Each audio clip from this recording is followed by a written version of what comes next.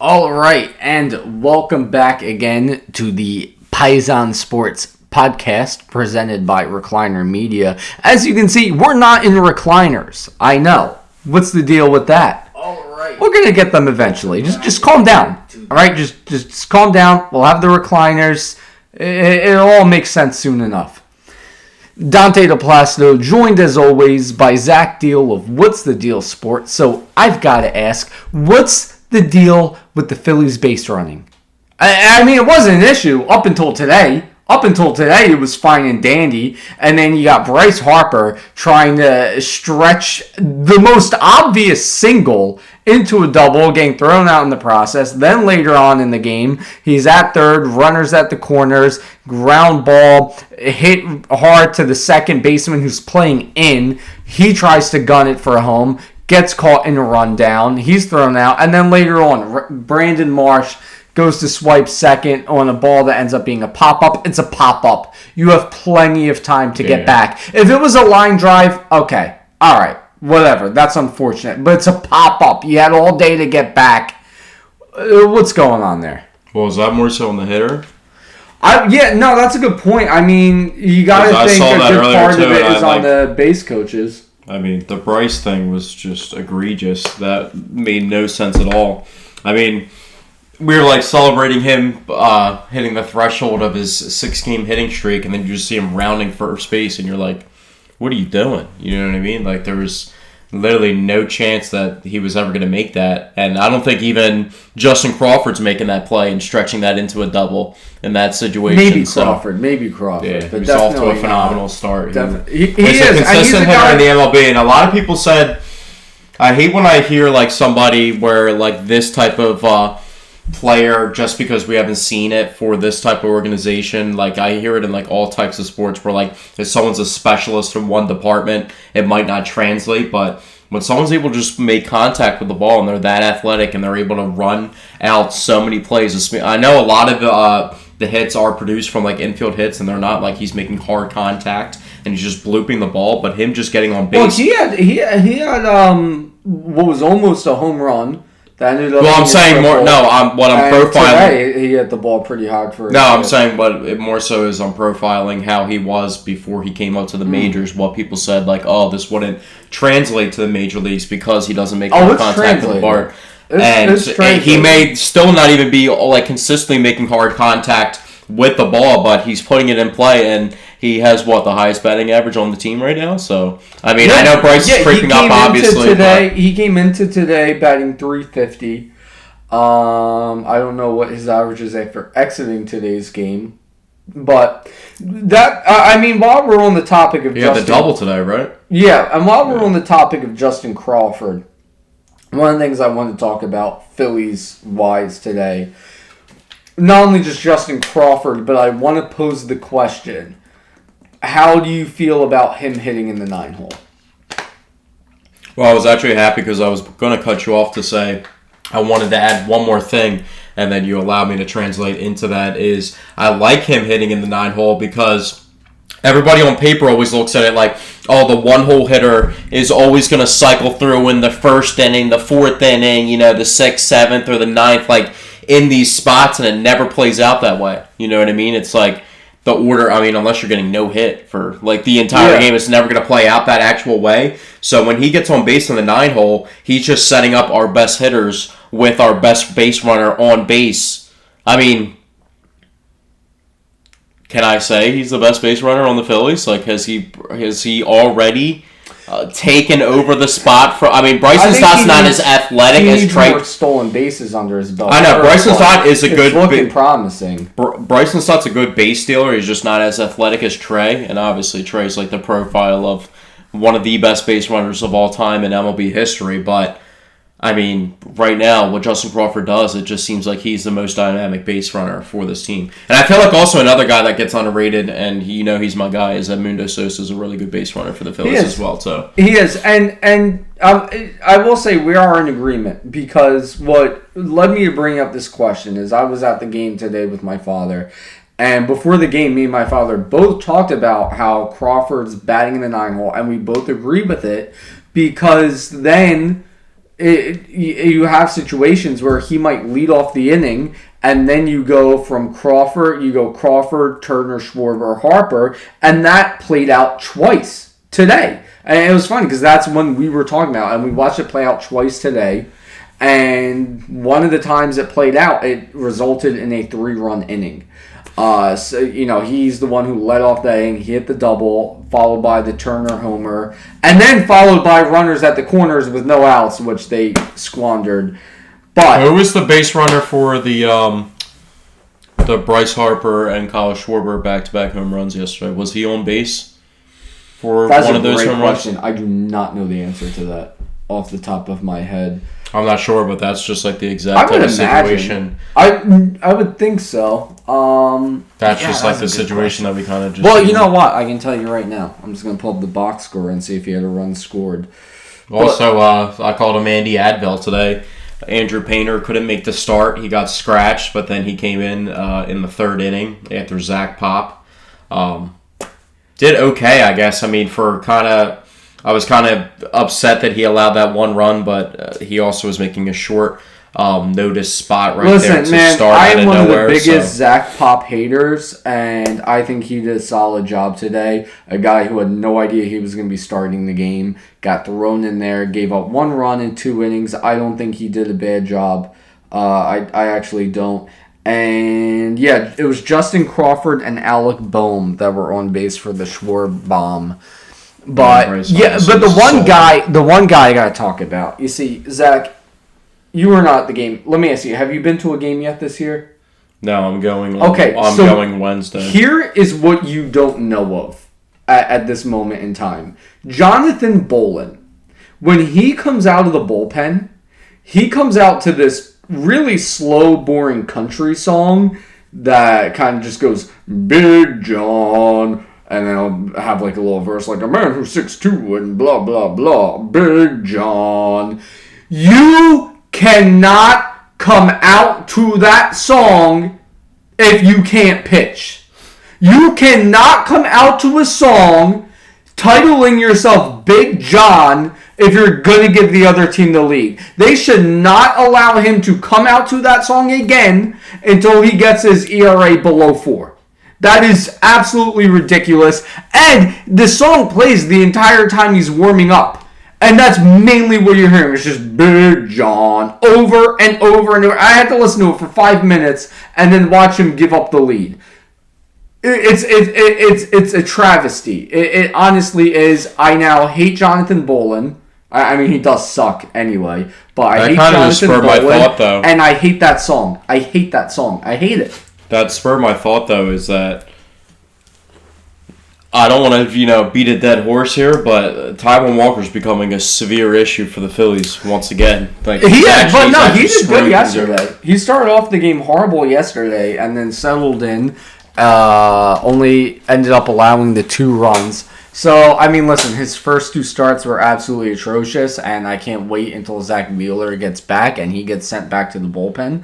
But I don't think he did a poor job yesterday. Now, I didn't even know if this should be a topic to add to the podcast because I thought about it and I was going to write it down, but I didn't think it was that important because I feel like it's very evident and clear, but I just feel like there might be a pre-plan in place that could affect this situation in itself, but I have to pose the question, Andrew Painter's not coming out of the starting rotation, right? No shot. Not a chance. Absolutely not. Yeah, he's but we one can't, of the top prospects. He's looked good so far. There's no reason you take him out of the rotation. That would just be stupid.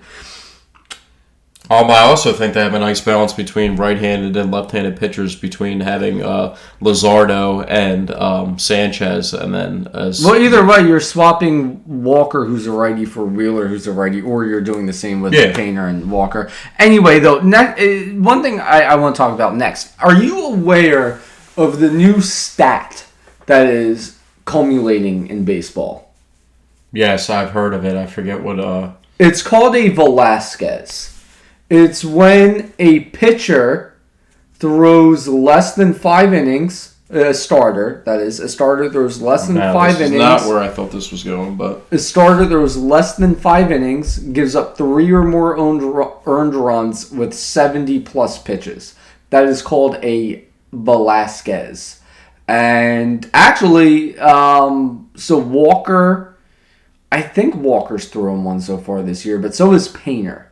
So Painter, he's looked... He got tattooed in the Giants game, but yeah, the and offense came back. He threw with Velasquez. But in the other two, I can't even say the other two starts because he didn't start the game today. But in the other 2 outings, he's looked phenomenal. He's looked really, really good. He's looked like the guy... I saw a stat for the Phillies. Don't they have a lot of strikeouts? Don't the Phillies have like the most runs scored in like the 7th inning or later in Major League Baseball since last season? I'm pretty sure. So I like that as obviously a really good stat to have and trait, but I feel like a lot of their damage when they do come back in these games, I think they lost one game this year where they did come back like late in the late innings and then they ended up losing in extras, but I feel like these like flurries of offense that they get when they're really dry like literally happen in the 9th inning. Like it happens like way too late almost like every single time and it like just kind of bottles up and boils over to like a big moment. So there's times where I'm actually appreciative where Taijuan Walker's on the mound and he kind of gives up like 2 to 3 runs in the first inning to kind of wake the offense up and give them 9 innings to like, you know, play from behind and have like the motive to actually show up. But then again, I mean, Rafael Marchand, they could have won that game today. He had that one foul ball that was like in a couple feet away from being a bomb. Dude, from my seats in section 116, it looked like it was going to be a homer. But I mean, there's a lot of. Well, I mentioned that specifically that play because it's not like the most like like we're talking about almost Rafael Marchand. Home run, but we're also talking about a guy that's batting like 97 on the season, and it's a bit like JT isn't the greatest offensive player by any stretch of the imagination, but he's a significant upgrade than what Marchand provides for you on the offensive side of the ball. And you know what's funny? I feel like they're sitting JT a lot more this year than they have in past years. But I mean, other things that went wrong in that game, the one thing I really want to mention is Alvarado came out of the pen, and he looked shaky, right? Now, if you would have pulled Alvarado that quickly to put in a Tim Meza or a Brad Keller, I would understand that. That would make sense. But to pull him to put in Big Jonathan Bolin, I think was a dumb move.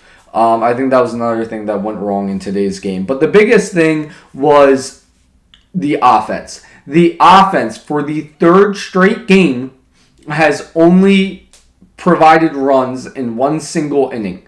For the 3rd straight game, and the 2 games before that, they got shut out. So for the past 5 games, they have scored runs in only 1 or less innings. That cannot happen. They have not scored a run in more than 1 inning in 6 games. It's abysmal, to be honest. Yeah, and it's pretty upsetting that they lost the series after they just lost the series to the Giants as well, too. So they're coming off back-to-back losses. They got the Cubs coming up, who, I mean, the Cubs do a good job of themselves of... well, we got the top of the rotation to start that series. Sitting at 7-8 right now, and the Phillies are also at 7-8 right now. So if we do a quick jump into the standings here and see where they fall, they have their 15 games in the regular season, which obviously we have some surprising starts. The Marlins actually look pretty good this season. Not like I'm like thinking they're going to threaten in the NL East, but the Mets also, Juan Soto's been banged up for a little bit of period of time. Our guy for the Mets is actually turning up in the 4-hole. Luis Robert Jr. is actually playing like the guy we wanted for multiple years. I know, he's actually playing like the mythical Luis Robert Jr. that everybody always imagined would be on the trade block. We do have Justin Crawford playing center. And by the way, I mean, what a blessing it is that Johan Rojas got suspended, because knowing Rob Thompson, he'd probably be platooning with Rojas. Crawford would probably be platooning with Rojas right now if Rojas didn't get suspended. And by the time Rojas... That's somebody that's cooled off a little bit, but Brandon Marsh has had a phenomenal start to the season, too. He had a home run the other day. Yeah, really good start. And when he's hitting the ball, it seems like before he would just like kind of when he would get hot, it was like he would hit extra base hits, but it would be more so like singles. And he's like a decent base runner himself, but seems like he's producing a lot of extra base hits this season. They also did the other day, the Phillies, didn't they make a trade, I think, at the end of last week? It might have been like about a week ago. Shout out Bobby Shmurda. But for a switch-hitting outfielder. Who doesn't really have too much crazy career stats on here. Let's look at the transactions. I did not hear about that, in all honesty. Switch-hitting outfielder. Yeah, they made a little trade here. Alright, well, let's look at this trade, and then it's time for my meatball of the week.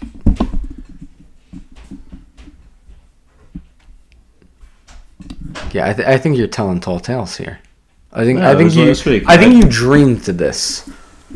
I think this is made up in your head, or you saw a fake post on Twitter. I don't know. From their live thing. It's just like a very ended. Stuart Burrell for the Milwaukee Brewers on April 8th for cash considerations is switch-hitting outfielder. How old is he? Pull up this guy's age. He's 26 years old. 26 years old? He doesn't really have too much Pull up his Baseball Savant page. Baseball Savant, Baseball Reference page, bro. No, I want to see his Savant page. We can look at both. Why not? Stuart. I don't even know if this is really worth mentioning. I just thought it was interesting because Rafael Marchand is the only switch hitter that they have on the team. And my favorite player growing up was Jimmy Rollins. Famous switch hitter. As well as Victorino. Of that specific team. Jim Tome's my favorite overall Philly growing up, but my favorite player of that era. And I feel like Jimmy Rollins, what he provided as a switch hitter at the top of the lineup with, that one season when he won MVP, when he was just like all those leadoff home runs was just like such an added plus to that lineup. Yeah. A lot of triples. But anyway, listen, it's time for my meatball of the week. That was way weaker than when I did it 5 seconds ago. Let me try that again. Meatball of the week. Yeah, I give up. It's time for my meatball of the week. All right, listen, my meatball of the week is an honest one. It's a very, very... did I say honest? I meant to say obvious. It's a very obvious one. I mean, she's been all over the news. Really, it should be her and the guy. So, you know what? I will make it both of them, but it's more so her. My meatball of the week is Diana Russini. Diana Russini, who I think was our meatball of the week during the NFL season when she kept trying to stir up A.J. Brown trade drama that never happened. And now, we kind of figured out why. Turns out she was banging New England Patriots head coach Mike Vrabel. I don't know if I would go on there saying that. But... No, they were banging. They were going hot and heavy. They still might be. But not only was she doing that, but then a whole bunch of other stuff became unearthed. All the clips of her just publicly talking down about her husband. She does not like that guy. She hates him. But more importantly, what also came out was back in 2015, she was giving favors to a certain GM in exchange for inside info. So that's where she's been getting her info sometimes. But Mike Vrabel, he's also the meatball of the week for cheating on his wife with Diana Russini, which she's that is 100% claims from Dante DePlacido. These even claims from me. A PI followed them and got photos of them at a hotel pool together. They're clearly having an affair. And first of all, my claims of them having an affair are way more legitimate than any claims she has ever made of A.J. Brown being traded. So if we're allowed to go with her A.J. Brown trade nonsense, then we can go with my claims of her sleeping with Mike Vrabel. But yeah, Diane Russini, Mike Vrabel, you guys are my meatballs of the week. All right, let's get to some NFL talk here. NFL draft-wise. I know you're not the biggest college football guy. You probably No, I know Mendoza.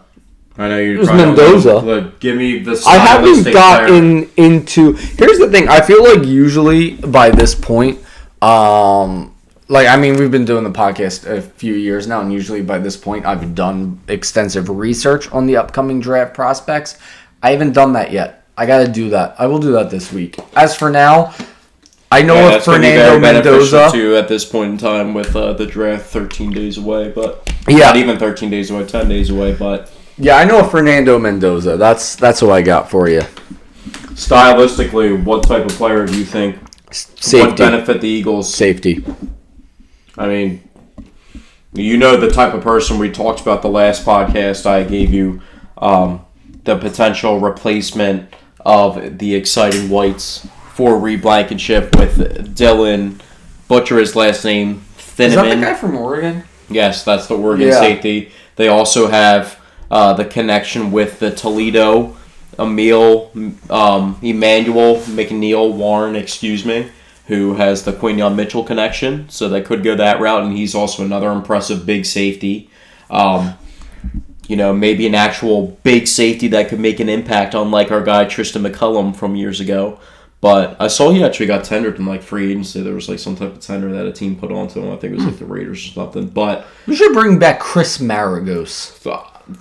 Where I'm going this way is, the likelihood, even though last year we saw the trend break with this exact narrative of this isn't the type of player Howie Roseman would go after, and then he goes out and gets a first-round off-the-ball linebacker. But I say that to say, do you think the Eagles would actually entertain taking a safety in the first round? And be truthful, because listen, wiping my nose and everything on here. Yeah, you wipe your nose. Let me also paint the picture a little bit here too, because you have to think. Whatever you can say right now, my combat would say is, what are you doing with your second round pick from last year? First of all, let me say this first. Who do you think we have at safety currently? As in, you're trying to say, there is a person on the roster that we need to respect, or there is nobody that really there that's holding it down? Is that what you're saying? I'm trying to ask. No, I'm saying our second round pick from last year, Andrew Makuba, right? Who that is currently on the roster? All right, if we draft a safety, in my opinion, we're having Makuba and whoever we draft start at safety. Who do you have starting over Makuba?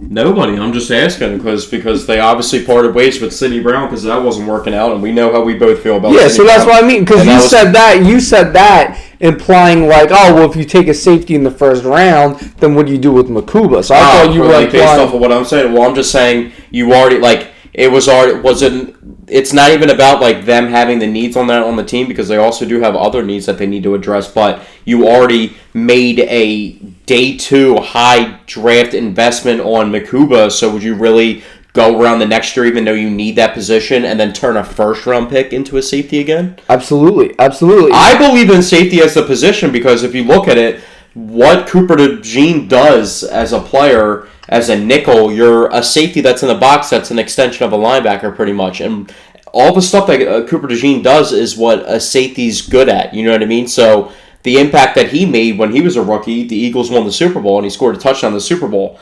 Who was my last player that I was chirping about last offseason, and what happened with that player? It was South Carolina's Nick Ebenwari. He got drafted high in the second round, and what happened? He won the Super Bowl with the Seahawks. I'm not saying that in the way as in trying to toot my horn of my favorite players in the last 2 drafts winning the Super Bowl as rookies, but there is obviously the trend of the connection of that. But I'm saying safeties make an impact. Well, yeah, if you look at history, the 2015 Atlanta Falcons, great offense, terrible defense. They finished 8-8, missed the playoffs. Then that draft after that, they drafted Keanu Neal, and who was a safety, and who was the linebacker? Deion Jones. And they had all three of their off-ball linebackers were rookies. Yeah, but Keanu Neal was one of the... Yeah, it was Deion Jones. It was... that was their first and second round picks, Deion Jones and Keanu Neal. And I forget the other linebackers then over there. their defense played a lot better, and they went to the Super Bowl. They actually took a large lead in that Super Bowl. I don't remember what happened after that. I don't. But they did take a large lead against the Patriots in the Super Bowl that year. So, yeah, no, I mean, history does tell you that safety can make a big impact. I mean, even like taking drafted safeties out of the equation. I mean, look at the Eagles, right? 2022, they add C.J. Gardner-Johnson to their safety room. I think it's even They more go simple to than the that. Super Bowl. He's off the team in 2023, bounced in the first round. 2024, he's back on the Eagles, win the Super Bowl. 2025, off the team. Well, if we want to like Bounce in cut the it first down round. like and slice it a little bit more than that, the most beloved player in Eagles history is a safety. Yeah, and then once that's they true. got rid of him, It was they all kind of downhill. kept it It was empty all hill for downhill. 5 years until they went out and got another safety that impacted the course of their franchise that led them to a Super Bowl, and Malcolm Jenkins, who became the leader and captain is of true. the Super Bowl team. That is So- true. Well, and also not only that, a big impact on that Super Bowl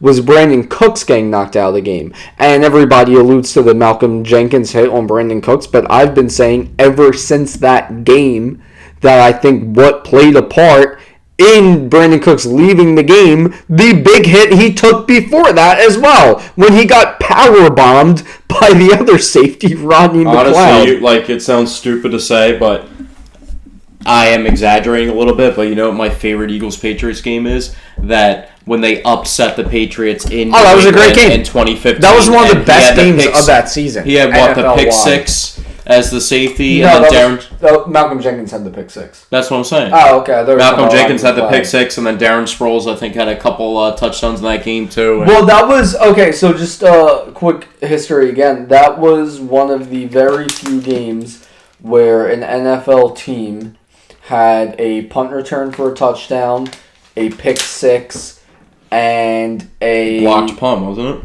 No, I think the third is a blocked punt for a touchdown. Yeah, you're right.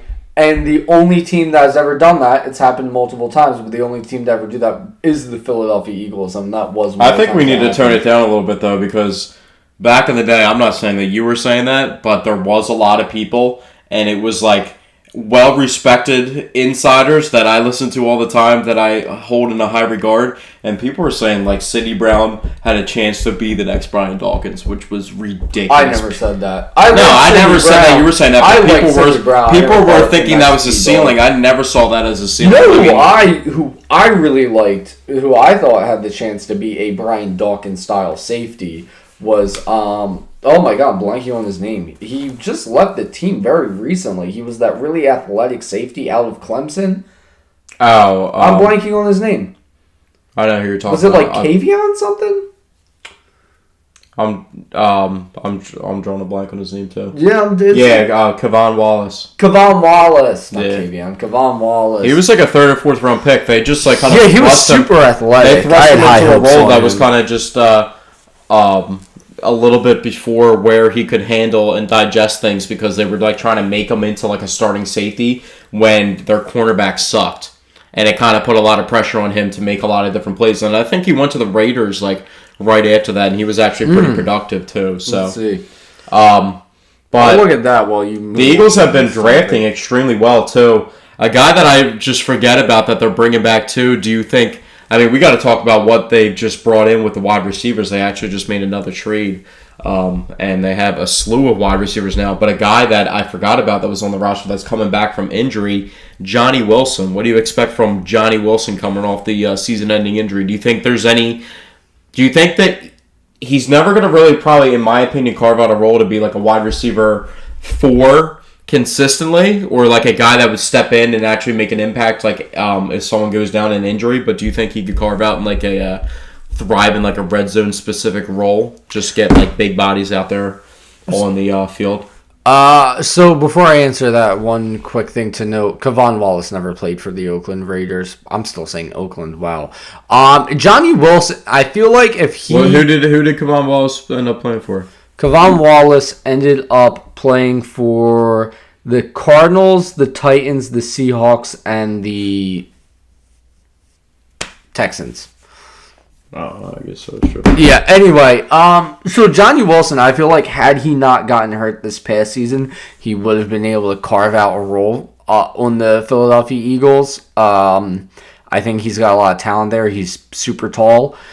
But now you go into a season where you've gone out and gotten 2 wide receivers, one of them being Hollywood Brown and the other one being Wicks. That they made the trade for it. Yeah, that they made a trade for. And the key note here is that he got double the money on the extension that Hollywood Brown has to max his contract. So that means that they hold him in the regard of he's probably going to be the replacement for Jahan Dotson. It's a situation now where Johnny Wilson is going to have to beat out those other 2 guys in training camp and in Yeah, I'm not putting crazy stock into Johnny Wilson. I just remember that he's on the team and he's kind of a unicorn with his size. So maybe they could, in a period where they have, they signed they past 2 off seasons, they've been signing 3 or 4 1-year tight end contracts on the back end of their roster just to fill out the depth for the team. So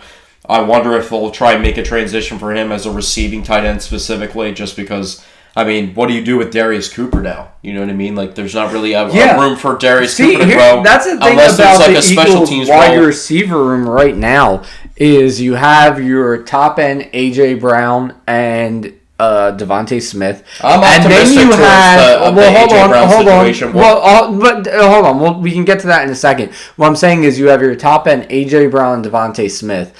And then you just have a slew of guys who aren't world breakers. They aren't guys you're really impressed by. But they're guys that are no, this could be a solid number 3 or 4 wide receiver. But you have so many of them that it's what do you do with them all? You also need to remember Elijah Moore is also around too. So I think Elijah Moore might have been a little bit of a sweetener for AJ Brown. He is an experienced wide receiver that he can't be your consistent wide receiver 3, but if someone gets hurt, he could come in and make 3 or 4 catches for you. But I feel that sums up most of the wide receivers. I know, but they never outside of AJ Brown. We don't see them use receivers and target guys outside of. We complain about them targeting Saquon out of the backfield, and we know he's a good receiver.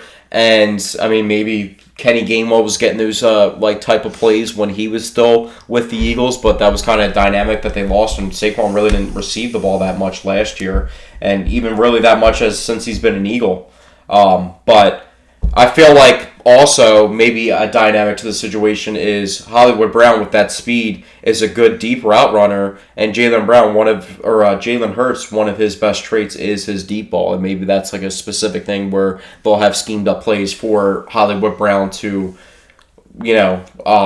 push the defense in a way, because Devontae Smith doesn't really push the defense with his speed necessarily, but he can make all the contested deep throws. But Hollywood Brown can actually get completely behind the defense. Not saying Devontae doesn't do that, but a lot of his work, he's running tight routes and then he's making the play kind of in a contested situation. There is times where he completely burns the cornerback, but Hollywood Brown has the type of speed where if you make one false step as a cornerback, he's going to get past you because that's how fast he is. And he still possesses that speed too. So, with Dontavian Wicks, he's not as fast, but I feel he's a really dynamic slot receiver. But then again, as optimistic as I am, and I'm not putting too much stock into all this craziness with A.J. Brown this offseason, we really don't know what they're going to do with A.J. Brown. There is you have to admit, there is true smoke to the situation. There is. Some, but it's not nearly what everyone's making out to be. I don't think A.J. Brown is going anywhere. I think it's one of those situations where it's is there a small chance he's not here to start the season? Sure. But is he in all likelihood going to be an Eagle? Yes. So I don't think it's not a 50-50 to where we can be well, maybe he's here, maybe he's not. I would say it's more 85-15 he's going to be an Eagle. We also can't, even with Hollywood Brown, I feel Hollywood Brown, we kind of got to treat it gently and with patience with Devin White. We're talking about a guy that was a former, touted. Devin White was the 5th overall pick in the draft in some a position that they were going to try and plug and play him because they were lacking at linebacker until Zach Bond turned into who he was. But with Hollywood Brown, like, this dude might not even make the roster if we're being completely honest. Like, if we're being 100% he could true. be one of those guys. I mean, there have been a lot. No, I think he's times- good enough, and I think he's going to play a role. And if he didn't make the roster, he would be on another roster and could play a role for another team immediately. But there have been a lot of Eagles over the past few years that, I mean, fit that bill exactly. That come here, you think they're going to make an impact. They're not that far out of their prime. Oh, he was just playing out of his How many mind times did we mention A.J. Dillon? And then they don't even make it out of training camp, or you hardly see them in the regular season. Yeah, it's happened with A.J. Dillon. It's happened. That wasn't with even a situation. Kevin White. It's happened with a lot of guys. Miles Jack didn't even end up playing. Well, he retired, and then he just didn't want to play. For and then guys came here, they came here and they just didn't play well. Kevin Byard, Robert Quinn. Yeah, but there's also funny situations where the NFL is also about fit at the end of the day, and you can have a great coach and you can have a great player, and it could just not work out. And that's what happened with Kevin Byard, because he was an All-Pro. First teamer this year. It could happen with Hollywood Brown as well, especially on a team where they don't really target their third wide receiver. Well, like for me, there has been a lot of people mocking, a lot of insiders mocking wide receivers early to the Eagles, even in the first round, with the speculation of an A.J. Brown trade or just for depth at the wide receiver 3 position. But with what they've done recently, even if we go with the mindset of being patient and not knowing if Hollywood Brown's going to even make the roster, obviously Dontavion Wicks has a plan to be in the mix if they're going to give him $12 million extension right off the bat. And I think he's actually a good option. He's like one of those prototypical Howie Roseman players of like the 25 to 26 range, maybe hasn't played up to what exactly his ceiling could be in another spot, and then the Eagles take him on and turn him into that. But it's so funny when you look at free agency and what the Eagles lost, because he was only here for a short period of time. But I feel like Jalen Phillips is like the prototypical guy that Howie Roseman would hunt in free agency, and he just lost him and had like his hands on him and had him in-house. He just couldn't really entertain that offer. And I feel like edge rusher is maybe an important need. Would you look at edge rusher in the first round again? Yeah, no, edge rusher is definitely an important need. I could see the Eagles going after edge rusher in the first round. It's something they've done many times. You can still get a very good safety in the second round, so I would not be surprised if in the first round there's not necessarily a safety they would love selecting late in the first round, but they see an edge rusher there who they think is a perfect fit for the defense. I could definitely see them going edge rusher. If I could just go position by position. Let me paint this for you. I always trend towards the side of, I understand, obviously, being around the game of football, how you need to properly build a roster, and I think the Eagles always do a pretty good job of that and staying within their realms, and maybe that's why we feel like a disciplined pick, even though, like we said, they broke that last year with what is seen as value-wise getting an off-ball linebacker in that spot. But I have high hopes for Jahad Campbell, not just being a South Jersey kid, but I think athletically he could really help this defense, especially now with... I would rather have Jahad Campbell going into Season 2, even though he's banged up with the shoulder for most of the offseason, come back and get his shot, than, maybe pay Nakobe Dean for a big contract and just add to that and maybe not be able to pay. I would rather pay Jalen Tunt than Nakobe Dean. Like, I'm okay with that down the road, as in, like, you know what I mean? Like, I think they should reserve money in that regard, so giving Jahad Campbell the cheap contract route of taking that role on at linebacker as opposed to giving a big contract out to a position that they probably wouldn't have paid outside of... Zach Bond's not getting the contract Zach Bond's on if he's not having that crazy season that he had. The crazy thing, too, is Nakobe Dean did have... but he's not that's what I was about to say. He did have a crazy season like Zach Bond did in 2024, but yeah, he's a big question mark health wise. So you let him go, and you just spent a first round pick on Jahad Campbell. You like him better at off ball linebacker rather than edge rusher, so you roll with him. That leads open edge rusher a little bit. You have Nolan Smith, who he's a question mark in my opinion. Jalix Hunt, he's looking on the up and up. You let Jalen Phillips walk. So, wait, did they let him? Why am I struggling to remember if Jalen Phillips walked or not? Jalen Phillips got, what, $30 million from a year from the Panthers? Yeah, that's right. Yeah, so you're a little thin. The same team that tried giving Milton Williams last year the big contract, too, so they were trying to poach your roster. I said that because safeties, you talked about Kevon Wallace, the Texans had how many former Eagles safeties run through the roster recently? Yeah, a lot. But yeah, so to my point, you're running a little thin at edge rusher, right? So to me, that's still a bit of a team need. Yeah, 3 reliable ones, and then you can maybe bank on, which I don't want to do, but he looked good last year, and he would do it, and I know the mindset's always going to be there, so I feel like it can match what they're going to ask of him. You can maybe rely on Brandon Graham to come back and give you 6 or 7 snaps. I mean, yeah, no, I actually expect that out of Brandon Graham. So you have Jalen Hunt, you have Nolan Smith, who's still trying to get back to what he was in the Super Bowl season before the triceps. Really more so that playoff run than anything. Where he's also the all-time leading playoff sacks leader in Eagles history, which is pretty crazy. Yeah. And then you have they got, who did they get this the edge rusher? They just got the former second-round pick from the Falcons, Arnold Ebiketie from the Falcons, who was the second round. I like the Penn State pass rusher this year, Denai Sutton, I think his name is. But I didn't even get to wrap up where I was going with that exact thought when I just kind of swerved off to saying, value-wise, what they would do. I always lean towards sexier type picks, but is it the year where they should actually seriously consider, because we always sigh it when they talk about it, a first-round offensive lineman actually sounds pretty good because, Lane Johnson's only getting older.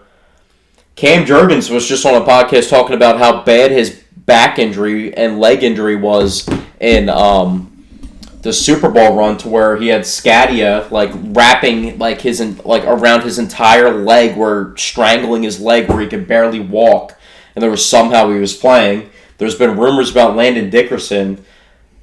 All the times that, like I said, we sigh about them getting mocked to first-round offensive linemen as the Lane Johnson. No, this is what I was about to say is usually we roll our eyes because it feels like every year in the mock drafts they have them going offensive line round 1, and usually my reaction to that is the offensive line is looking good. You can take anybody from any round, and Jeff Stoutland is going to turn them into an elite offensive lineman. Now, here's the deal. Lane Johnson is retiring soon. Landon Dickerson is retiring soon. You don't have Jeff Stoutland. So, if they go offensive line round 1, that's not something I would be upset about either. So, as I was trying to do a few minutes ago, and I'll do this very quickly, here's how I would feel about each position.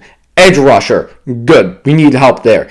Interior D-line, could have done that in the later rounds. Don't do it that way. Just give me the ranking. Just rank them. Well, I'm just going to go position by position. Well, I want to hear what order you want. You put the value. Yeah, but I would have to see them all in front of me and move them around. Put them in order. Off the top of the head, where you can cross off. They're not going. They're not going running back. Yeah, well, that's what I mean. Just let me go position by position. Okay. All right. Edge rusher, yes. Interior D-line, no. Off-ball linebacker, absolutely no. We have 2 guys there, plus Trotter Jr. Safety, yes. Corner, I wouldn't hate. I wouldn't hate corner because, there is a chance Tariq Woolen ends up being a Devin White. I don't think he will be, but there's a possibility there. I wouldn't hate corner. Then we go offense, obviously not quarterback, obviously not wide receiver.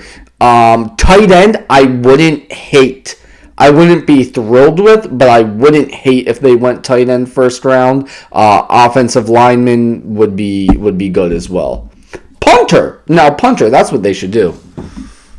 You didn't even mention the extension your boy got this offseason. Oh. They gave the punter the next. Why is he my boy? I was just talking about he's everybody's boy when the punter's getting a bag. When you're a punter and you're getting a bag, you're a beast. No, he's a good punter. They gave him the extension this offseason. I think it was punter. $14 million or something crazy. Guy knows how to punt a football. Good. And they obviously have an issue at times with 3 and outs, so that's definitely a department that they could help. You just said tight ends you're happy with. I wouldn't be like, oh, awesome, but I would be like, you're talking about the first round, right? Yeah, if they go tight end the first round. There's only one option that would be a good option, draft wise, value wise, in the first round. Well, that's where I'm going, is because I would feel good about them drafting an Oregon player in the first round, because they have two of my favorite players at positions of need that I think could help them out, that are coming from the school of Oregon, in Kenyon Sadiq at tight end, who's a athletic specimen. The second-ranked tight end is one of the craziest athletic specimen tight ends of all time. He had a 45.5-inch vertical leap. Eli Stowers from Vanderbilt. But a lot of people think he is a wide receiver because he is one of the worst blocking tight ends that there is, too. So they could look for like a specific blocking tight end later in the draft, because Dallas Goedert is still effective, even though it might be on intermediate rounds. But this is, in terms of timeline of Eagles drafting replacement tight ends, we are there. Well, I like Kenyon Sadiq We are at that point. So I would not hate them going tight end the first round. But do you think they're going to draft it? I don't know if I'd be happy about it. Do you think they're going to draft a tight end over a offensive lineman, though? I'd rather go O-line. Yeah, I'd rather, if I can. But that was what I was positions I want them to actually take. I think, you know what? I've come around, actually, talking about it more. I think I would go edge rusher, safety, offensive line, corner, tight end. That's, if I could rank the positions I would want them to take. That's how I would rank it. I think I like the spot they're in, because if they go offensive line too, if they stay put at where they're at, I feel good about taking an interior offensive lineman if the right guy's there. Like, I feel like they're at a spot. Well, yeah, you're losing and Landon, so if you go inside or... yeah, but I'm saying if it's like not Quentin Nelson, I like Tyler Booker. I'm not going to be gloating about Cowboys players, but I like Tyler Booker, but would I draft Tyler Booker at 12 like the Cowboys did last year? I don't know if I'm taking a guard, even regardless of how good he is. Well, it's not like we have the 12th pick either. No, that's what I'm saying. I don't think interior offensive line, if they were like picking, like, say it was a situation a couple years ago where they were in the middle of the teens of the draft. You know what I mean? Like, I don't think picking interior offensive lineman would be on the board anymore, so they would have to try to force a tackle. And the runs on NFL tackles are as strong as any position in the draft, to where you could be at, like, even in the mid-teens, even though they would be at like 23 here, you could be picking like the 4th or 5th best tackle in the first round at that point in time. But you never know how the draft's going to play out. I mean, they lucked out with the draft a couple years ago where there wasn't a defensive player drafted for the first 16 picks, and that's how Quinyon Mitchell fell right into their lap. Yeah. And, we talked about... Quinyon and Cooper DeJean. We brought Emery Hunt onto the podcast. We were asking him about the possibilities of the Eagles going with Cooper DeJean in the first round, and he said he liked the pick and how he made his magic in the second round. And that was one of those times where day one happens, you see the best available, and I'm already, obviously paying attention to the draft throughout the entire process. And I'm like, all right, well, I would love for the Eagles to go after this player and maybe move up in the second round to do so, and they never do it. I wanted them to do it last year with Nicky Memori, and they didn't end up doing it, but they ended up doing it with Cooper DeJean. But the Eagles have been drafting extremely well. What do you think a successful draft, like, coming out, like, on paper, like, with position-wise, like, not specific players, like, I want this guy from this school, but if they can come away from this draft and fill these specific holes, what do you think would be a successful draft for the Eagles? Well, I think a successful draft would... ideally, I would want first and second round to be edge rusher and safety. I mean, if it's in either order, but I think edge rusher and safety are the two biggest needs. And I don't think it's close. And I think every mock draft I see has the Eagles taking wide receiver in one of the first or two rounds. I think that would be a huge mistake unless you actually do get rid of A.J. Brown, which I just know that they won't shy away from it. They like a player enough. I know they won't shy away from drafting more talent to a position. They don't pass. They don't throw the ball to the third wide receiver spot. So to answer your question, I think a successful draft would be you get a good edge rusher, a good safety, and you don't draft a wide receiver early on. I think that's a good draft. I wouldn't even take a wide receiver in the first 4 rounds. I don't like to shape it up to like exile. Because we have like I mentioned earlier, we have so much depth at wide receiver. We have so many. I know, but what I just said was I wasn't really specifically even saying about wide receiver. When I say they'll draft more talent into a position that's already loaded at talent, if the right interior defensive lineman's there in the second round, they would draft that player. They would draft the defensive tackle in the second round if they believed in that player. Well, I mean, and I would probably trust their evaluation because some of the guys that they've been bringing in the later rounds at that position, between the Mario Jomas of the world and Milton Williams, I mean, they're bringing in good players. Last year was a failed assessment of Ty Robinson, bringing him in. I don't really know what he has to provide. Done anything. We thought he was like a man-child, but also he was older, so we thought he would be, already developed into like a guy that could contribute. It was his rookie year. Yeah, we've seen a lot of defensive linemen do nothing in their rookie year for the Eagles and then turn it up after that. So I'm not fully ready to give up on Ty Robinson. We can still see it out of him. Maybe we will, maybe we won't, but I'm not going to give up on him already. I just see there's like I felt like that was like a clear miss. I mean, maybe he could crack the rotation. It was just kind of alarming that he didn't crack the rotation and we're going with other guys that kind of seemed like they're just like past his plane of development, and he just seems like he's further down the totem pole, and I think he would be. Yeah, but that's the thing too, is he was a rookie, so I mean there is a chance he progresses. I don't mean suddenly he's now going to be featured in the rotation more the next year. I mean there is a chance he progresses. He's progressed from this past year. He's learned a lot, and he looked good in training. Well, I'm not even getting on Ty Robinson. Progresses in preseason. I'm not saying this will happen, but I'm saying that is a possibility. I know, but I am putting emphasis on it because do you think the lack of success that they had and the reason why, I'm not going to like put it on the rookie draft class itself, but the reason why they won the Super Bowl 2 years ago was because they drafted absolute studs in the first 3 to 4 rounds in the past, 3 drafts leading up to that. And last year, their draft class didn't really provide anything for them. Yeah, no, that is a very good point. That does definitely play a factor, I would say. But Jahad Campbell, hold on. But Jahad Campbell will make an impact this upcoming year with Nakobe Dean gone. Andrew Makuba should make an impact this upcoming year now that, as of right now, we have no one else at safety. So, I think they will make, the draft class will make a bigger impact this upcoming season. Yeah, I like the players on paper. I'm just saying that's what kind of, when you look at the season, I mean, when they won the Super Bowl, it was young. It was the mix between the guys busting into their athletic prime, as in the Jalen Hurts of the 26, 27-year-olds, A.J. Brown, Devontae Smith, Saquon, and then you also had the balance of all the young defensive studs that they had. And last year, I mean, was the first draft in probably 3 to 4 years where the first, second, and third round picks really didn't make a significant impact towards the success of the team. Yeah. And that's what really has been a really good shaping point for them. So, with the Eagles, we'll see what they do with the draft coming up. They're about, 10 days away. We'll be seeing if we're going to do a Recliner Media NFL draft show like we annually do. So, we'll keep that content coming for you. You have any other random NFL draft thoughts while we're at it? No, I say we move on to a team that just played their final regular season game.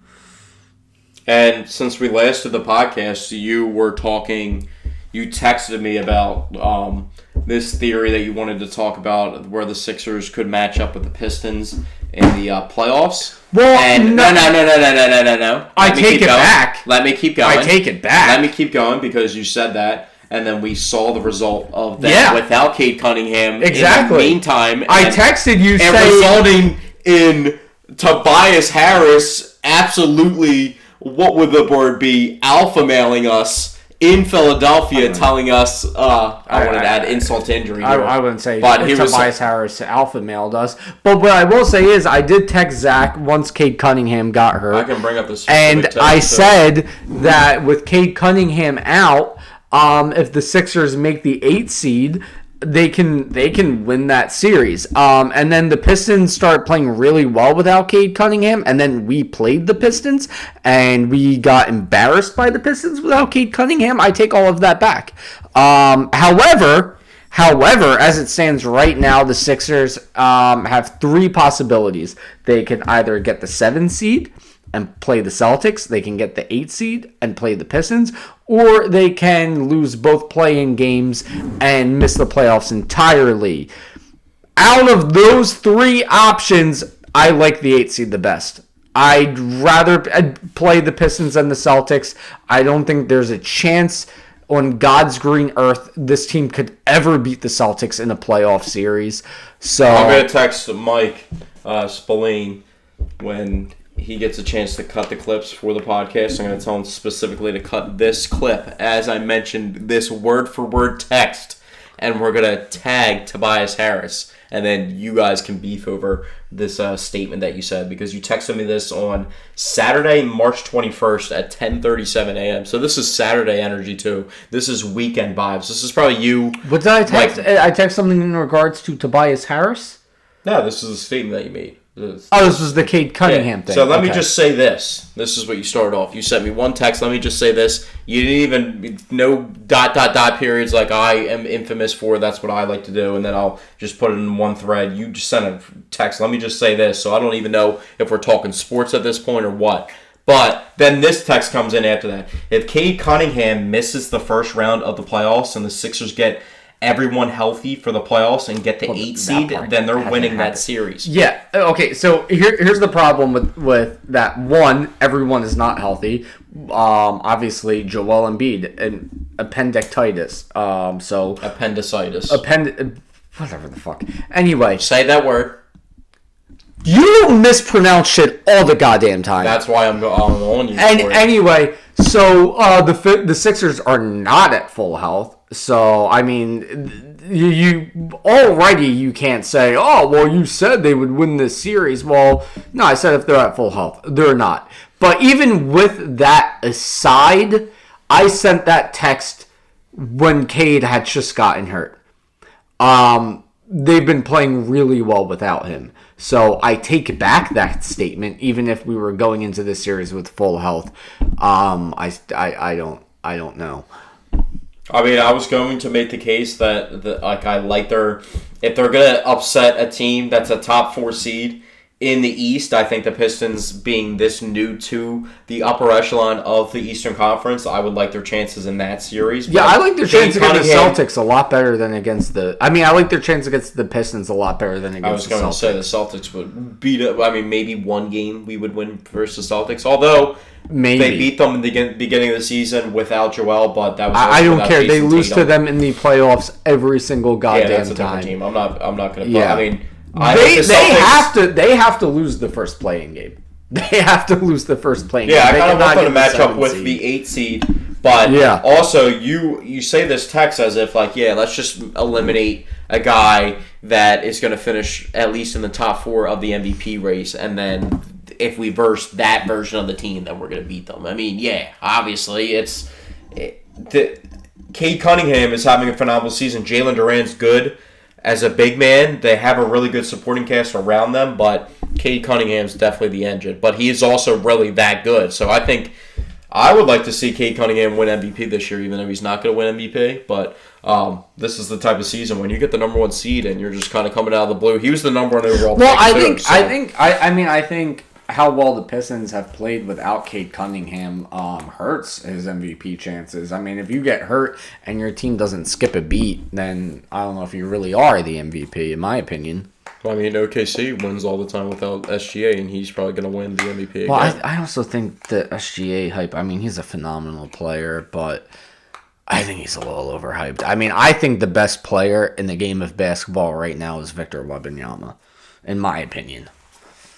I mean, he definitely has the most talent, but you also just won't ever give Jokic has been probably the best player in basketball for quite some time. Yeah. No, I don't think so. I don't think a guy who can't play who isn't that good on defense is the best player. I don't think so. I think you have to be great on both sides of the basketball to be the best player in the NBA. I think you just kind of overrate how bad. Like, you think his defense is a lot worse than it actually is. He's not. He's an above average defender. He's just not an elite He's defender. not an above average. Yes, he is. Defender. He's just not an elite we don't have defender. time to go on I'm a sidetrack because this will end up going on for 20 minutes. We don't No, have it's time just for I that. actually wanted Agree to- to disagree. Bad defender, above average defender. Agree to disagree. Ended discussion.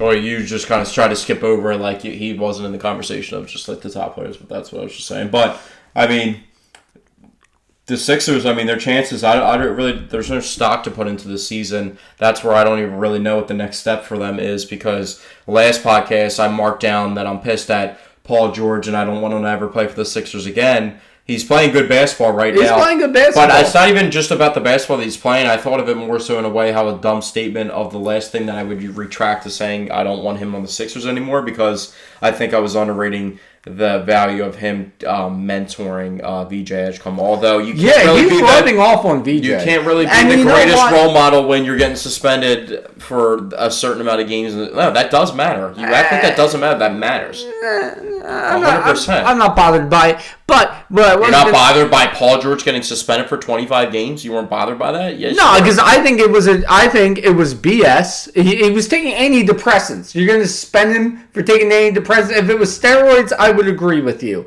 But for taking antidepressants, get out of here. But what I was going to say was the Sixers, with their young stars, have been very fortunate, because Tyrese Maxey got to learn behind James Harden, who clearly rubbed off on Tyrese Maxey and really helped him elevate his game. And now VJ Edgecombe has the pleasure of learning from a Paul George. Yeah, I mean, there's not really too much stock. It's VJ Edgecombe's rookie year. Tyrese Maxey is the face of the franchise. Usually you would be in a spot where you draft somebody with a third overall pick and you're trying to make him the face of the franchise, but he doesn't have that pressure on him. So Yeah. I feel like he's just kind of along for the ride, and whatever playoff experience he's able to accumulate this season is just going to be a plus in itself. But, I mean, another season we're going through the Joel thing. I think Joel not being the face of the franchise really necessarily anymore is like, maybe they'll continue to ride out the situation with Joel Embiid, but it's also not the greatest look when he's like coming out and him and Daryl Morey are kind of having like a public spat with each other of a disagreement over playing in the game. But obviously, maybe at that point in time, Joel didn't even know how injured he actually was with appendicitis. So you can't really do anything about that. It was kind of like the Bell's palsy situation. I mean, it is what it is. It's not like, he's constantly having this, that, the other. That is the situation. This is kind of something that's out of the realm of, just a human nature type thing. So, but Tyrese Maxey, like you said Embiid's before, cursed. And Joel Embiid is cursed, in my opinion. I've come to that conclusion now. and I feel like Bell's Tyrese palsy, Maxey, appendicitis, orbital fracture. I mean, you name it, he's had it. yeah. I mean, next But we're going to you've find out also he's said- got polio. But you've also said that you want to see more from Tyrese Maxey in the big moment department of, you never called him empty scoring, and I haven't said that you said that, but No, I I never see said around the empty league a lot of scoring. people do give Tyrese Maxey a lot of love, and he doesn't get Listen, flack, but if he really wants to make a true statement for himself to where I think a lot of people are like, oh, Tyrese Maxey is a top 20 player in the league, but if he wants to have that like type of Jalen Brunson type climb in the playoffs this year without Joel, if he's able to be putting up those 30-point games and be a consistent scorer, I think he can actually get to that Jalen Brunson type where Jalen Brunson, like, it almost felt like overnight he was filling in for Luka in Dallas in the playoffs, and then now he's a top 15 player, top 12 player in basketball, leading the Knicks in like one of the biggest basketball markets in the NBA. Listen, I love Tyrese Maxey. I think he's a phenomenal player. He reminds me a lot of Allen Iverson, which I really, really like. He's super talented. A tremendous scorer. Now, the other day, this was almost a week ago, Monday, I looked at the Sixers record when Maxey is on the court without Embiid this year, and it's 14-18. He is not at least not currently, at the level to where he can carry a team. He's not. That's always been the folktale narrative though about him is a guy his size, regardless of the numbers that he's putting up.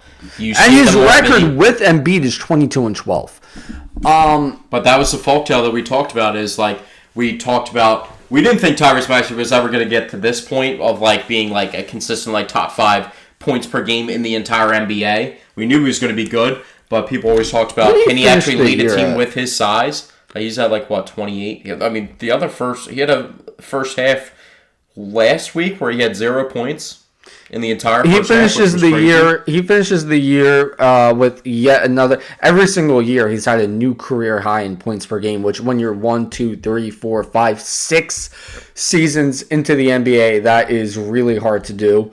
He's finished the year at 28 points per game. He's played 70 plus games this year. I mean, there's a lot to love about Tyrese Maxey, but he has not shown and here's the thing too, it's each year whenever Joel Embiid goes out, we've seen an improvement in Tyrese Maxey's game. So each year I keep thinking, all right, this is the time that they'll be able to win with Tyrese Maxey and without Joel Embiid on the floor. Especially this year when you have Paul George, when not during the suspension. You have VJ Edgecombe on the floor, one of the best rookies in the game of basketball. You have a better supporting cast because you have Andre Drummond, you have Bona, I think, playing better than last year. You have Quentin Grimes out there. You have although Quentin Grimes played most of last year after the deadline, but you also had a lot more of Kelly Oubre. Like, this team, supporting cast-wise, is a lot better than last year's team. And when you take the improvement of Tyrese Maxey and you combine it with that better supporting cast, I genuinely thought that without Joel Embiid on the core, Tyrese Maxey would be able to carry this team, and he just hasn't. He hasn't. So it becomes a legitimate worry of, can he ever become the guy that can carry his team? How much of a supporting cast do you need to build around him? Will he... Because, and the other thing too is, listen, points are points.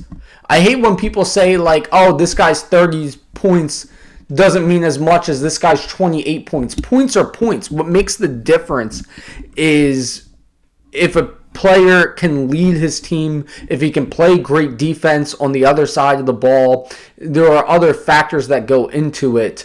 So Tyrese Maxey, in terms of putting up the point production to carry a team, that's there. That is there. But can he put the rest of the pieces in place to become the cornerstone of the franchise? And to be honest, I hate to say it because I love him so much as a player, I don't know the answer to that question.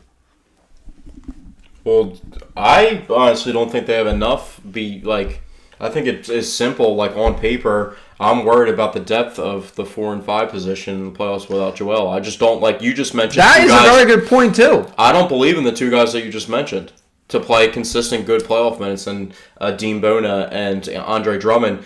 I feel like Andre Drummond really, this season, Andre Drummond's not been impressive at all. Well, I mean, he's obviously dipping off as he's getting older. I know, but I don't know if he's really even capable of putting up those big stat type of games anymore. I just don't know if his stamina in the. Well, yeah, I'm not saying he can put up big games like that, but I do think he's a solid center, and I think I think he's good too. Yeah, no, I think he's good, but I'm never gonna. By the way, I think Bona gets too much hate. I think Bona is a lot better than people make him out to be, in my opinion. I think he's versatile. I'm a Bona believer. I'm a Bona believer. I don't think he has a true position at this point in time, but the thing that makes me nervous is, like, Andre Drummond, you can't trust him, like, without Joel in the lineup. You can trust him for, maybe, 18, 20 minutes? Like, where are those other impactful center 28 minutes are going to come from? And the style that they're used to is a guy that's playing high-level play on both the offensive side and the defensive side of the ball in Joel Embiid in that regard. So, I mean, I think they'll be able to score. I'm just kind of worried about their defense a little bit without Joel Embiid in the lineup. I'm not saying Joel is like complete anchor of their defense because he's not the same defensive player that he once was, but I think he makes a significant difference. I think his defense has really. I think Joel Embiid's defense, unfortunately, has really dropped off, although his offense hasn't at all. But I do think the power forward position still is an issue with this team, which I say every year. And I didn't even bring it up because I'm honestly just tired of saying it at this point. But yeah, I mean, listen, like I'm saying, it's not a perfect roster built around Tyrese Maxey with Joel Embiid off the court. But is it good enough to where I would have expected more from Tyrese Maxey's starts without Joel Embiid? Yes. I'm like in the playoffs. I'm probably running PG at the 4, and he's probably. Well, it depends what team you match up against. Really. Like I would probably like. Who does the Magic have running at the 4 position? Wait, no, we're not playing the Magic. What am I talking about? They got yeah. Tobias. Well, yeah, I mean. Yes, well, the Magic, we'll see them in the first game of the play-in tournament, but I kind of hope we lose that game. And then after that, who would be the? I mean, let's say just for sake of discussion, the 9 seed beats the 10 seed. It's the Heat that are in the play-in and the Charlotte Hornets, so it'd be rookie. So rookie, Con and yeah. So let's say the Hornets win. Yeah, you got Con Knipple. Who, I mean, I would prefer. I think regardless, without Joel in the lineup, if I want to maximize the best I can on the court, and I think the Sixers are probably in a position where they're probably going to field 8 to 9 guys in their playoff rotation. And hopefully Justin Edwards, I feel like, has proven himself to carve out a role in that position. He had 5 threes tonight. I know, but I think he's good enough to where it's not just like this guy's out and he needs to fill in for Paul George suspended. I think he's good enough. To me, like, I hated him at the start of this season. I think he's pretty good. Well, yeah, we were looking at his box score in the preseason when he was going like 0 for 9 versus the Knicks and stuff in like the China games or whatever. But Justin Edwards off the bench. They cut Campaign. Yeah, I saw that. They waived him. Yeah, and then if Dalen Terry was getting time, but Dalen Terry's not playing in the playoff series for them. Could you imagine if they didn't trade Jared McCain? How much better things would look? Also, what's going on with Kelly Oubre? But Jared McCain also too. That like what's his story? If you wanted to look up Jared McCain and how many minutes and the impact he's currently making on the Thunder, I mean, we don't need to keep blowing that out of his worship. He's playing like 18 minutes a game on the Thunder, if that, per night with a healthy SGA. So when Jared McCain was really doing his work for the Thunder. Kelly Oubre is back to playing. I'm tripping. Yeah, so Kelly's back, but you got Kelly as the option. He's actually, I kind of forgot about him in there, but I'm still running Paul at the 4. And maybe Kelly off the bench, but if Kelly's coming off the bench... Kelly has to. Well, you mean maybe him off the bench as opposed to... I'm sorry, I was just about to say, he's playing 30 minutes off the bench for me, though. Like, so he's not really off the bench, but he's coming in as a change of pace. Well, yeah, your guys that are going to play a ton of minutes, it's going to be Tyrese Maxey, VJ Edgecombe, Kelly Oubre, Paul George. Well, I was going to say, I kind of want to... You have to probably decide between. Grimes. They would probably. Grimes is going to get a ton. Well, I said they were probably going to. They probably would start Kelly and bring Quentin off the bench, but Quentin's going to play a role to where he needs to play like 25 to 28 minutes a night. Because at this point, behind Tyrese Maxey and VJ Edgecombe, Quentin Grimes is their ball handler besides Paul George. You know what I mean? So like that's their 4th option, and he's not anywhere near a traditional point guard. What would you do with Dominic Barlow? He hasn't, like, Dominic Barlow and Trendon Watford haven't flashed. I'm not putting him in the same conversation as Trendon Watford. I like Barlow a lot better than Trendon Watford. I mean, someone's going to have to play there. Like, a Dean Bona kind of also plays the versatility, like, 4 role, too, so... Yeah, but without Embiid, you're going to need Bona taking up a lot of center minutes. I think they can kind of go with a hybrid, because I think also, in certain situations, Justin Edwards could play the 4 for you. I thought you were about to say the 5. I was about to. No, I don't think Paul George. I thought you were about to have them pulling. Rockets with PJ Tucker. Actually, it sounds stupid, but Paul George could hold his own versus a specific type of like Draymond Green type center. Well, it's like an Isaiah Stewart. It was like an Isaiah. Isaiah Stewart's kind of good, honestly. He's like not bad. But he's 6'8". Yeah, Paul George, he's strong as shit. He is, but he's a smaller center. Jalen Durant's not even that big either. Bam's not that big. Bam's like 6'8", 6'9". Bam's like barely taller than LeBron. Yeah, but Bam's got such a large wingspan that it kind of... He's a beast. But that's somebody that they might see in this play-in tournament. So these teams... That's the thing, too, is that I noticed about the East when I was doing my What's the Deal podcast the other day, the Done Deals betting podcast, was the East in years past, like the Miami Heat, that's the 10 seed, is 37 wins. They have 43 wins and 4 games over 500. That's the 10 seed. I got to go briefly off topic. For today's Phillies game, I placed 2 different parlays that featured Andrew Painter strikeouts, right? So when he didn't start the game, the leg was voided, right? He ended up hitting those overs in strikeouts, but it stayed voided. That's nonsense. They might. Maybe they would give it back to you in like bonus bets or whatever, but that's nonsense. Anyway, I just had to mention that quickly because that. Yeah, but the East is a lot better, and like the West, like. Golden State made the play-in the West as the 10 seed, 37-44. Dude, Steph just came back from injury. I'm really pulling for Golden State, man. I'm really pulling for Golden State. I mean, I've mentioned before I've always liked Golden State, and so... Something I noticed that was pretty crazy, Portland had that wild start to the year where their coach is like getting, investigated by the FBI and everything and let go because of that whole scandal and situation. Portland is the 8th seed. Really? Who's even like the main guy in Portland these days? Really? I'm trying to think, dude. They're led by 2 former Sixers legends. Wait, hold on. The Portland Trail Blazers are led by 2 former Sixers. I feel like you say legends sarcastically. Actually, not at all. Not? One of them might be considered sarcastic, but he's not a legend by any stretch, but he's actually been a very above-average NBA player for a long time. Give me a position. And the other one is a legend. Give me the position of the legend. Point guard. Point guard. NBA legend, played for the 76ers, point guard. When you hear legends, especially as a Sixers fan, you would consider him a legend, and he is probably one of the most underrated players of all time. What style of point guard is he? Point guard. Okay, so he's like so Drew Holiday, right? Yeah, Drew Holiday, and then the other one, It's a joke as a legend, but he's an above-average NBA player for a long time. Don't tell me it's Jeremy Grant. He's averaging 20. He's still averaging 20 plus? He's been averaging 20 for years. Yeah, I just kind of assumed he probably fell off by now. 18.6 per game. Wait, so a team led by probably 40... No, they're like Drew Holiday averages 16 and he's their point guard. How old is he? They made the trade. They made a good trade a couple years ago. They got Denny Avita, the point forward from Washington, and then he is good. I thought his last name was Scoot Henderson, Scoot Henderson's decent, and then they got the center from UConn. That's the 3rd leading rebounder in the NBA.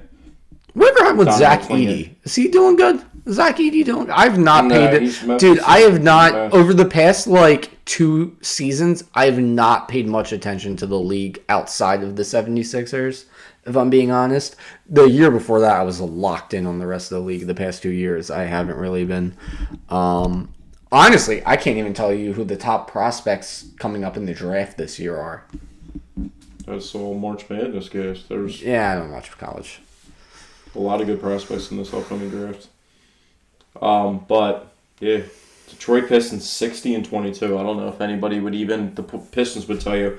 I think everybody knew they were on the ascension and come up. I have a tweet from 2023 talking about them being next in line, but I don't know if I thought first in the conference. And then Boston right back in the mix. Yeah, that's the 2 seed. The Knicks have been a top 3 East team for 4 or 5 years now. That's the thing. It's like those top 3 seeds. Cleveland's been a top 4 seed for how many years now? And then the Raptors are really good. And I've been talking about the Raptors. The trio of players that they have are good. And it's a really good fit. And they're gigantic. So they're very versatile. And Scotty Barnes. Wait, hold on. Were you about to say Brandon Ingram? Is that Scotty Barnes, Brandon Ingram, and RJ then Barrett. Oh, and then RJ Barrett. Yeah. Yeah, Very dude, my good. knowledge on the rest of the league is not great this year.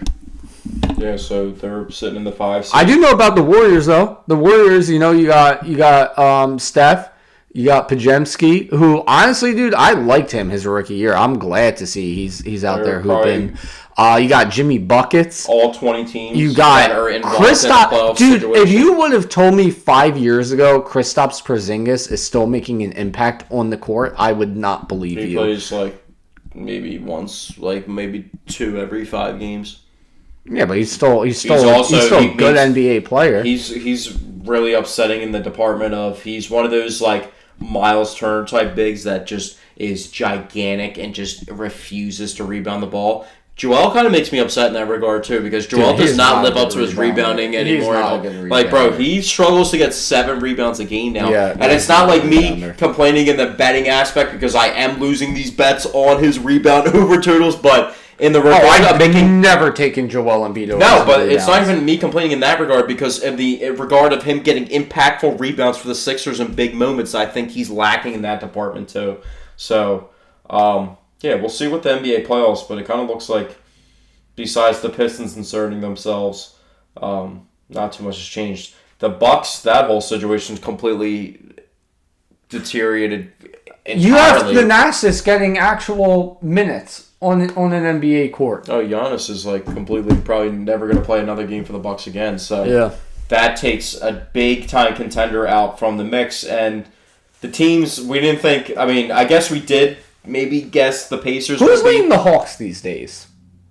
Is Russia Shaga should do that? Is he out there hooping?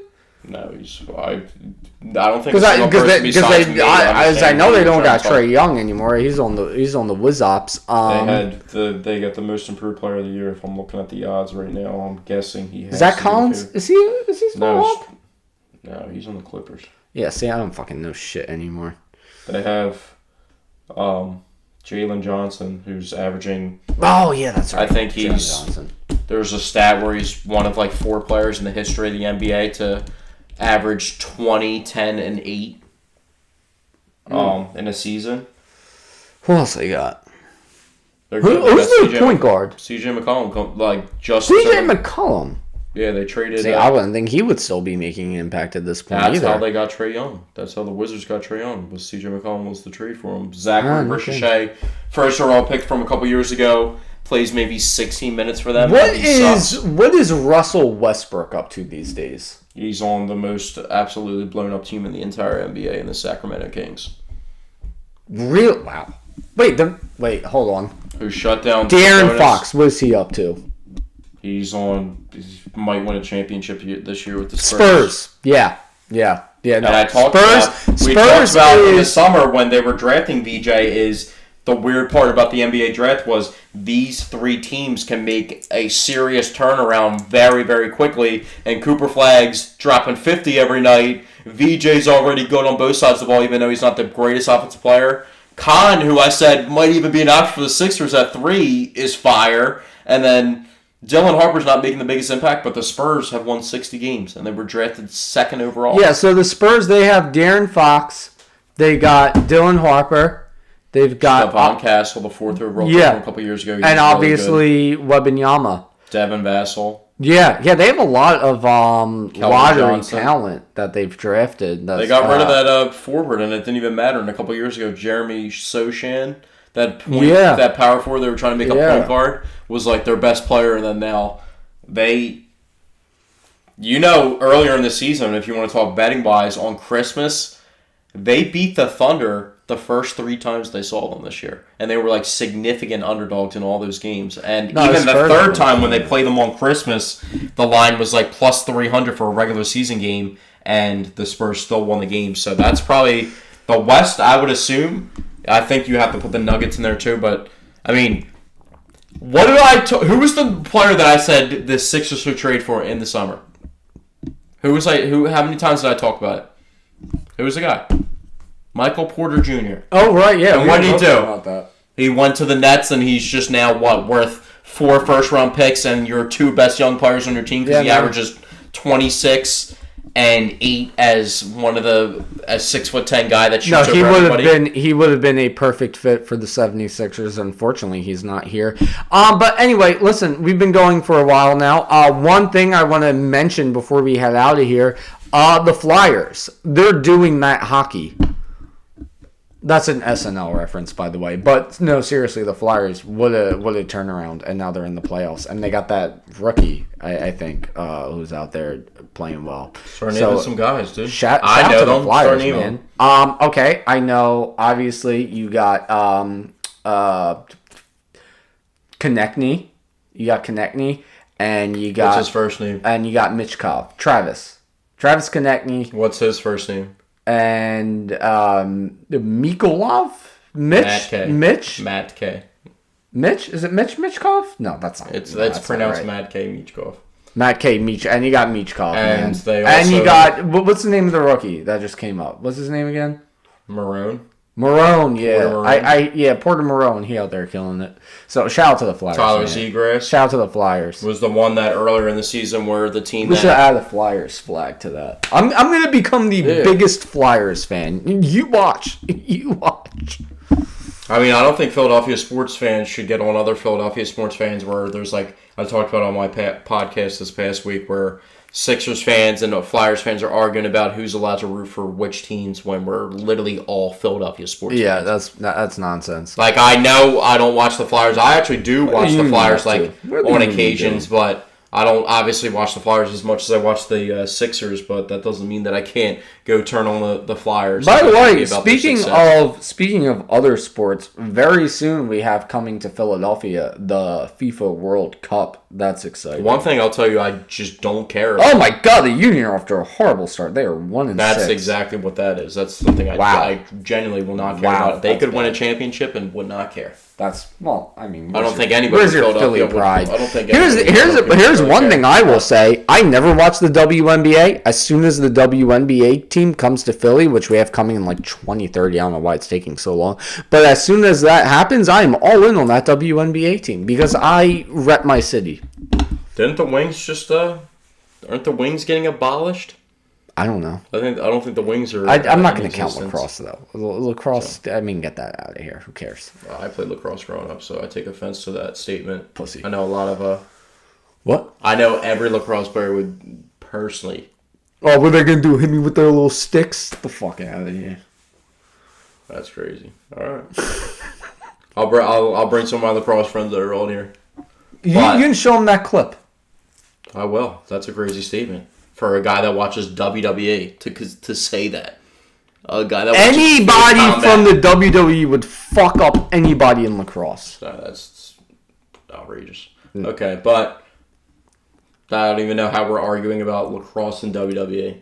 But yeah, episode 131 of the Paisan Sports Podcast. We'll be back next week. We'll be a week out from the draft on Sunday. We'll have another week of the Phillies as they look to not lose 3 straight series. I'll be at the game on Wednesday versus the Cubs. They're all 6:40 starts, so they got all the night games. And they're at home again. So if they lose back-to-back series at home as opposed to 3 total, I mean, that's not good for the Phillies, especially to start the season. And they're under 500 right now, so they need to get back on track.